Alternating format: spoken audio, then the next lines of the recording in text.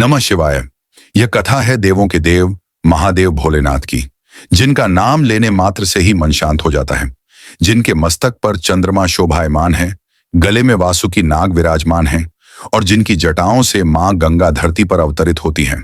कहते हैं इस सृष्टि में यदि कोई सबसे सरल और सबसे करुणामय देव हैं तो वे हैं भगवान शंकर। वे न राजमहलों में रहते हैं, न स्वर्ण सिंहासन पर बैठते हैं। उनका धाम है कैलाश पर्वत और उनका श्रृंगार है भस्म। एक समय की बात है, धरती पर घोर संकट आ गया। मनुष्य अपने अहंकार में डूबकर धर्म से भटकने लगे। चारों ओर अन्याय, दुख और पीड़ा फैल गई। देवता चिंतित हो उठे।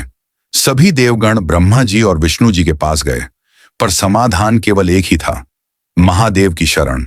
सभी देवता कैलाश पर्वत पहुंचे। वहां ध्यान में लीन भगवान शंकर बैठे थे। उनकी आंखें बंद थीं, पर वे सब कुछ जान रहे थे। देवताओं ने प्रार्थना की, हे भोलेनाथ, धरती संकट में है, कृपा कीजिए।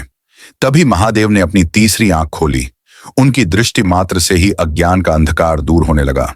उन्होंने कहा, जहां धर्म की पुकार होती है वहां शंकर अवश्य पहुंचते हैं। इसी समय समुद्र मंथन का दृश्य स्मरण हुआ। जब हलाहल विष निकला और सृष्टि के विनाश का भय छा गया, तब किसी देवता ने आगे बढ़ने का साहस नहीं किया। तब भगवान शंकर ने बिना किसी स्वार्थ के उस विष को अपने कंठ में धारण कर लिया। इसी कारण वे कहलाए नीलकंठ। भोलेनाथ का यही स्वभाव है, खुद कष्ट सह लेना पर सृष्टि की रक्षा करना।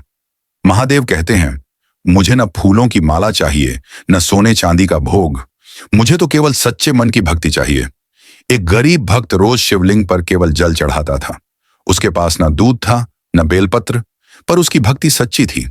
एक दिन भगवान शंकर स्वयं प्रकट हुए और बोले, तेरी भक्ति ने मुझे बांध लिया है। यही कारण है कि उन्हें भोलेनाथ कहा जाता है। जो उन्हें जैसे पुकारे वे उसे वैसे ही अपनाते हैं।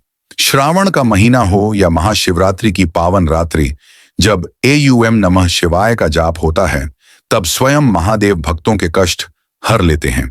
जो सच्चे मन से शिव का नाम लेता है, उसके जीवन से भय, रोग और दुख दूर हो जाते हैं। महादेव नाश भी हैं और निर्माण भी।